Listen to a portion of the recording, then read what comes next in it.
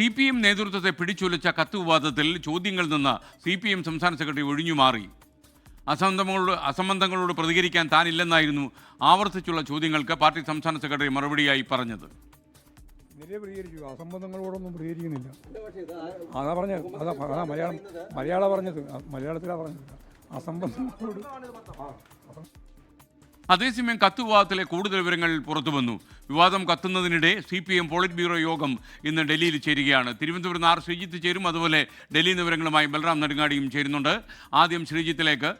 ശ്രീജിത്ത്, ശരിക്കും ഈ പറയുന്ന കത്ത് ഫേസ്ബുക്ക് പോസ്റ്റായിട്ട് ആദ്യം തന്നെ ഈ രാജേഷ് കൃഷ്ണയോ അതല്ലെങ്കിൽ ഈ അടുത്ത സുഹൃത്തോ പുറത്ത് കൊടുത്തിട്ടുണ്ട്, പിന്നീട് അത് പ്രൈവറ്റാക്കി ആളുകൾ കാണാതാക്കുകയായിരുന്നു എന്നൊരു വിവരം കൂടി നമുക്ക് ലഭിച്ചിട്ടുണ്ട്. എന്താണ് അതിൻ്റെ സത്യം? SKN, ഈ കത്ത് ഏറെക്കുറെ പരസ്യമായിരുന്നു. മാധ്യമങ്ങളും സമൂഹ മാധ്യമങ്ങളും ഒക്കെ അത് വന്നതാണ്. അതുകൊണ്ട് തന്നെ പാർട്ടിക്കകത്ത് നിന്ന് കത്ത് ചോർന്നു എന്ന് പറയുന്നതിൽ വലിയ സാങ്കത്യമില്ല എന്നാണ് നേതാക്കൾ ചൂണ്ടിക്കാണിക്കുന്നത്. എന്നാൽ കത്ത് ചോർന്നതിനപ്പുറത്തേക്ക് ഈ പരാതിയിൽ കത്തിൽ ഉന്നയിച്ചിരിക്കുന്ന കാര്യങ്ങളാണ് ഏറ്റവും ഇപ്പോൾ ചർച്ചയാകുന്നത്. അതിൽ പ്രധാനപ്പെട്ട നേതാക്കളുടെ പേരുവിവരങ്ങളും അവരെ സംബന്ധിക്കുന്ന ആരോപണങ്ങളും ഉള്ളതാണ് CPM-നെ വെട്ടിലാക്കുന്നത്. അതുകൊണ്ടാണ് ഇതേപ്പറ്റി പ്രതികരിക്കാൻ നേതൃത്വം മടി കാണിക്കുന്നത്. ഈ 2023-ൽ മുഹമ്മദ് ഷർഷാദ് എന്ന ചെന്നൈ വ്യവസായി സംസ്ഥാന പോലീസ് മേധാവിക്ക് നൽകിയ പരാതിയിൽ മുൻ ധനമന്ത്രി ഡോക്ടർ TM തോമസ് ഐസക്കിൻ്റെയും മുൻ സ്പീക്കർ P ശ്രീരാമകൃഷ്ണൻ്റെയും MV ഗോവിന്ദൻ്റെ മകൻ ശ്യാമിൻ്റെയും പേര് പറയുന്നുണ്ട്. ഇവരുടെ ബെനാമിയായിട്ടാണ് താൻ പ്രവർത്തിക്കുന്നത് എന്നാണ് രാജേഷ് കൃഷ്ണ മുഹമ്മദ് ഷർഷാദിനോട് അവകാശപ്പെട്ടിരിക്കുന്നത്. അങ്ങനെയാണ് ഈ പരാതിയിൽ പറയുന്നത്. ഇവരുടെ ഫണ്ടുകൾ കൈകാര്യം ചെയ്യുന്ന കെയർടേക്കറായി താൻ പ്രവർത്തിക്കുന്നുവെന്ന് മറ്റൊരു ഘട്ടത്തിലും ഈ രാജേഷ് കൃഷ്ണ അവകാശപ്പെട്ടതായി ഷർഷാദ് പറയുന്നുണ്ട്. ഇത്തരത്തിൽ വൻതോതിൽ പണം സമ്പാദിക്കാനായി ഉന്നത ബന്ധങ്ങൾ രാജേഷ് കൃഷ്ണ പാർട്ടി ബന്ധങ്ങൾ, ഭരണബന്ധങ്ങൾ ഉപയോഗപ്പെടുത്തി എന്ന ആരോപണമാണ് വരുന്നത്. ഈ ആരോപണമാണ് ഇപ്പോൾ CPM-നകത്ത് ചർച്ചയായിരിക്കുന്നത്. എന്നാൽ 2021-ലും 2023-ലും ഒക്കെ നൽകിയ പരാതി ഇപ്പോൾ ചർച്ചയാകുന്നതിൽ പാർട്ടിക്കകത്തെ ഉൾപാർട്ടി പോരുകളാണ്, നേതാക്കൾ തമ്മിലുള്ള ഭിന്നതകളാണ് എന്ന വിവരം കൂടി ഇതോടൊപ്പം പുറത്തു വരുന്നുണ്ട്. SKN. ശ്രീജിത്ത്, ഒരു കാര്യം കൂടി, ഈ ഷെർഷാദ് എന്ന് പറയുന്ന ആൾ, അദ്ദേഹം 2 ദിവസമായി കാര്യമായിട്ട് പത്രസമ്മേളനം നടന്നുണ്ട്. അദ്ദേഹത്തിൻ്റെ വിശ്വാസ്യത ഈ കാര്യത്തിൽ എത്രമാത്രമുണ്ട്?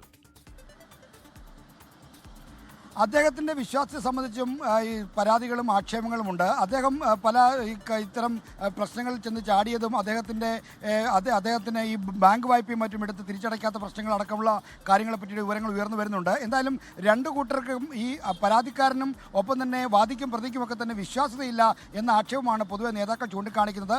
പലപ്പോഴും സൗഹൃദത്തിൻ്റെ പേരിൽ എവരുമായിട്ട് ഇടപെട്ടതിൻ്റെ പേരിൽ തങ്ങൾ വെട്ടിലായി എന്ന പ്രതികരണമാണ് നേതാക്കൾ ഇപ്പോൾ നടത്തുന്നത്. Okay, thank you Sreejith. ഇനി ബൽറാം നെടുങ്ങാടി കൂടി ചേരുന്നു. ബൽറാം, ഈ കത്ത് വിവാദം ഇങ്ങനെ പുകയുന്ന സമയത്താണ് പോളിറ്റ് ബ്യൂറോ ഡൽഹിയിൽ ചേരുന്നത്. പോളിറ്റ് ബ്യൂറോയിലെ ഈ പ്രശ്നം ചർച്ചയ്ക്ക് വരുമോ, അതോ പോളിറ്റ് ബ്യൂറോ പോലെ ഒരു വലിയ ദേശീയ സമിതിയിലൊക്കെ തന്നെ ഇതേപോലൊരു ലോക്കൽ വിവാദം കൊണ്ടുവരുമെന്ന് നമുക്ക് വിശ്വസിക്കാൻ കഴിയുമോ?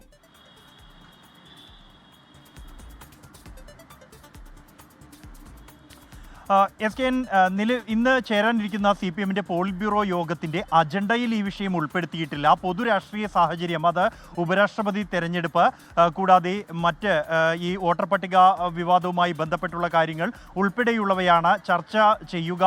അതേസമയം എന്നാൽ പാർട്ടിയെ സംബന്ധിച്ചിടത്തോളം പാർട്ടിയെ സമീപകാലത്ത് പ്രതിരോധത്തിലാക്കിയ ഒരു വിവാദമാണ് പാർട്ടിയുടെ പോളിറ്റ് ബ്യൂറോയ്ക്ക് നൽകിയ ഒരു കത്ത്.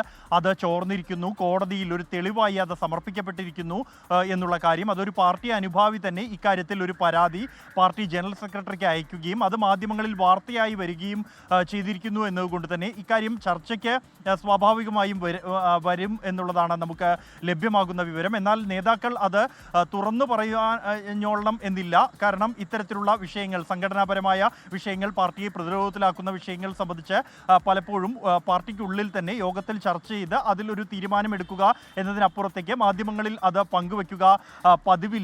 ഇത്തരം വിവാദ വിഷയങ്ങളിൽ അത്തരത്തിലൊരു സമീപനം തന്നെയായിരിക്കും ഈ ഒരു കത്തിൻ്റെ കാര്യത്തിലും സ്വീകരിക്കുക എന്നുറപ്പാണ്. കാരണം പാർട്ടിയെ സംബന്ധിച്ചിടത്തോളം 2 തരത്തിൽ പ്രതിരോധത്തിലാക്കുന്നതാണ് ഈ വിവാദം. ഒന്ന്, പാർട്ടി പോളിറ്റ് ബ്യൂറോയ്ക്ക് നൽകിയ കത്ത് ചോർന്നു. അതിൽ ഈ ചോരാൻ ഉള്ള തരത്തിൽ ആരോപണം ഉയർന്നിരിക്കുന്നത് സംസ്ഥാന സെക്രട്ടറിയുടെ മകനെതിരെ തന്നെയാണ്. ഇക്കാര്യത്തിൽ ജനറൽ സെക്രട്ടറിക്ക് പരാതി ലഭിച്ചിരിക്കുന്നു. കൂടാതെ ഈ കത്തിൻ്റെ ഉള്ളടക്കവുമായി ബന്ധപ്പെട്ടുള്ള കാര്യങ്ങളും പാർട്ടിയെ പ്രതിരോധത്തിലാക്കുന്നതാണ്. പാർട്ടിയുടെ ഉന്നത നേതാക്കൾ ചില സാമ്പത്തിക താല്പര്യങ്ങൾ, ഇടപാടുകൾക്കെല്ലാം തന്നെ ഈ ഈ വിഷയത്തിൽ ഈ ആരോപണ വിധേയനായിരിക്കുന്ന രാജേഷ് കൃഷ്ണ യുമായി ബന്ധപ്പെട്ടുണ്ട് എന്നുള്ളതാണ് വ്യവസായിയായ ഷർഷാദിന്റെ കത്തിൽ ആരോപിക്കപ്പെടുന്നത്. ഇക്കാര്യവും പാർട്ടിയെ സംബന്ധിച്ച് പ്രതിരോധത്തിലാക്കുന്നതാണ്. എന്തായാലും യോഗത്തിൽ ഇത് ചർച്ചയ്ക്ക് വരും എന്ന് തന്നെയാണ് നമുക്ക് ലഭ്യമാകുന്ന വിവരം. എന്നാൽ നേതാക്കൾ ആരും തന്നെ ഈ വിഷയത്തിൽ പ്രതികരിക്കാൻ ഇതുവരെ തയ്യാറായിട്ടില്ല. SKN ബൽറാം നെടുങ്ങാടിയാണ് വിവരങ്ങൾ നൽകിയത്.